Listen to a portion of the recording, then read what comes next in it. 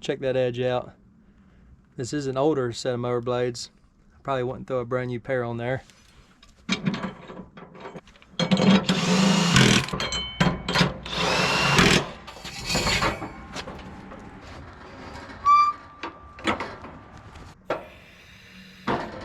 One inch. That's about as low as it'll go. That's gonna be our finish cut. So we're definitely gonna do 2 passes. Probably gonna end up doing 3 passes, maybe 4 to do a final cleanup.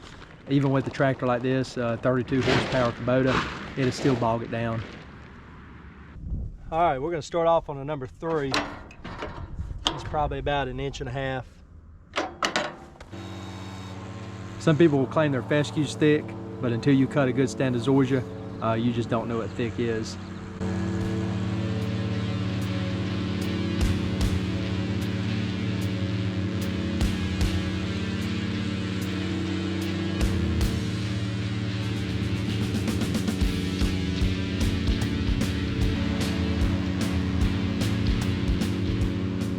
All right, maybe you can see that difference. This is where we were. So 2 to 2.5, just depending on the grass blade you look at. And that really tightened it up. About 1.5 inches. There's a lot of green in there. A lot more than there should be when you're doing your scalp, but that's all right.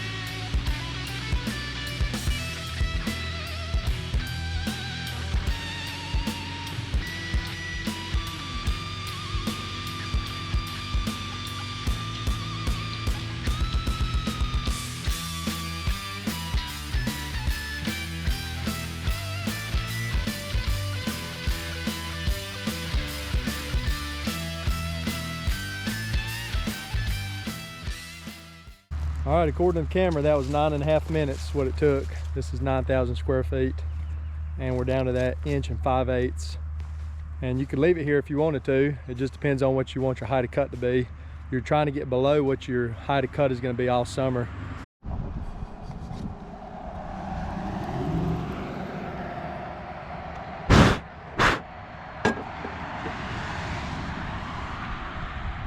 That ain't good.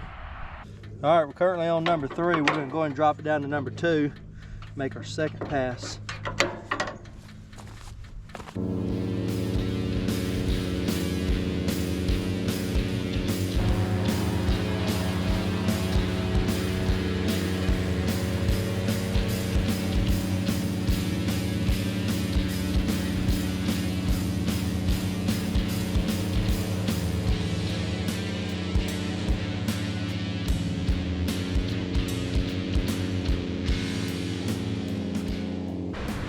Look how flat that is down through there.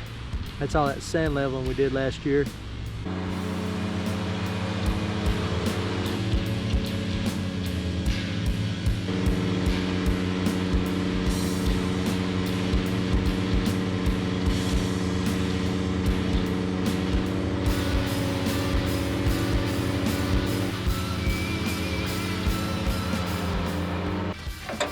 All right, last pass. We're going down to number 1.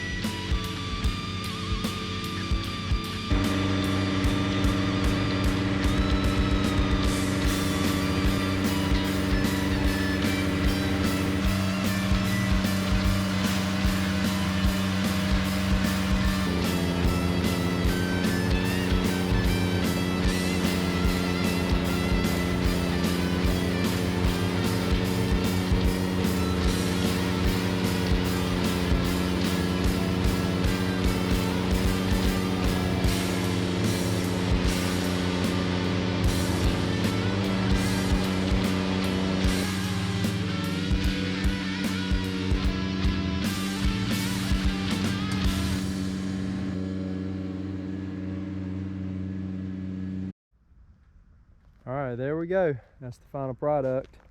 Took right at 2 hours.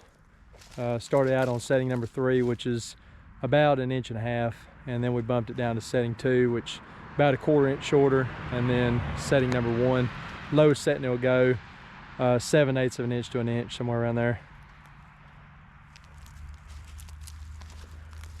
So 2 hours over 9,000 square feet. I took 4 of the 10 by 10 tarps, hauled them off. Let's go over and take a look at a few spots. This would have happened if your yard's not perfectly level. You can see a little bit where the grass catcher drug when I went down through there. It's no big deal. A couple spots it took down to the bare dirt. No big deal at all. Actually, if you wanted to cut yours down, you know, sub 1/2 inch, this is what you're looking for to do, all the way down to the dirt. This is just where it's a little uneven because cars keep running off the road right here, pushing the dirt over. But when that grows back in, you won't even be able to tell. All right, well, I appreciate y'all watching. That was 9,000 square feet. I've still got 16,000 square feet in my front yard that I've got to do today. And then I've also got the backyard that we exceeded last year. It's about 7,000 square feet. That's not going to take hardly any time at all because a lot of that was still short and thin because it's only gone through 1 growing season. But if you're interested in seeding Zoysia grass, I'll leave a link up in the top right corner for that. You can check out that playlist. We're going to be doing another section this year over on my neighbor's side. So stay tuned for that. Subscribe to the channel if you're interested in Zoysia grass maintenance and specifically seeding Zenith Zoysia grass. All right, well, we're back out here the next day. Another beautiful day out here. And I was working on the front yard finishing it up, and I figured I'd cover a few of the commonly asked questions that I get for spring scalping. This is the pile that came off my 16,000 square feet. It's probably 15 by 15, 3 feet tall. Has a lot of material. So that's just one thing to keep in mind. If you keep your Zoysia low all summer long going into winter, it's gonna be a lot less time and effort put into this spring scalp and a lot less material to get rid of. On a basic level, spring scalping is just resetting your height of cut. A lot of times during the summertime on a good fertilization program, the hotter it is, the more Zoysia is gonna grow. And if you're not cutting it every other day, eventually what happens is the height just gets taller and taller. And to prevent you from cutting down into the stalks and leaving brown areas, a lot of people just continually raise their height of cut to where they get it 2 inches tall, 3 inches tall going into the winter. So this spring scalp is going to reset that, get rid of all that dead dormant material and get you started back at a lower height of cut. An added benefit to resetting your height of cut is it's going to allow the sunlight to get down to the soil. It's going to get that canopy out of the way, allow the sunlight to warm that soil up, and ideally it's going to turn your grass greener quicker. 6 weeks from now, it's probably not going to make a difference between yours and your neighbor's yard, but initially it will green it up quicker. So without a doubt, the 2 questions that I see asked the most are when should I scalp and how low should I scalp? So when should you scalp? Generally speaking, it would be when you have increasing temperatures, you're past your last frost. I would say lows in the 40s, 50s, highs in 60s and 70s. You're pretty safe there. For me, that's around the 2nd week of March to the 2nd week of April. A lot of times we'll get a frost in April. It's really not that big of a deal. Worst case is you may have to reset that little bit of growth that you got in between that frost if the frost does turn it back brown. And then finally, how low should I scalp? Really that's going to be based on the evenness of your yard.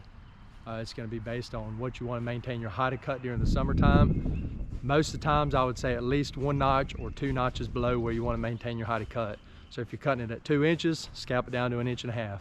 The key here is just resetting that height of cut. That way you can hide that brown. For me, I go as low as my mower will let me. That's 7/8 to 1 inch is as low as I can get it. If I could get it to go lower, I would. There's actually a few areas in my yard that are higher that the mower will scalp it all the way down to the dirt. There won't be a single visible piece of grass left. No problem. In a few weeks it'll recover and it'll be just like you never did it. So really you can go all the way down to the dirt and don't worry about it. It's going to be fine. If you're not comfortable doing that, then go just a couple notches below where you want to maintain it. All right, well, and that's all we're going to be doing. We're going to let this grass transition naturally. We probably won't put out any fertilizer on it till maybe mid-April or so. We want to make sure we're well past the last frost. It's really not going to be growing very vigorous right now. We're still waiting on the daylight hours more than anything else, and the soil temperature. So appreciate y'all watching. If you got any questions or comments, leave them below.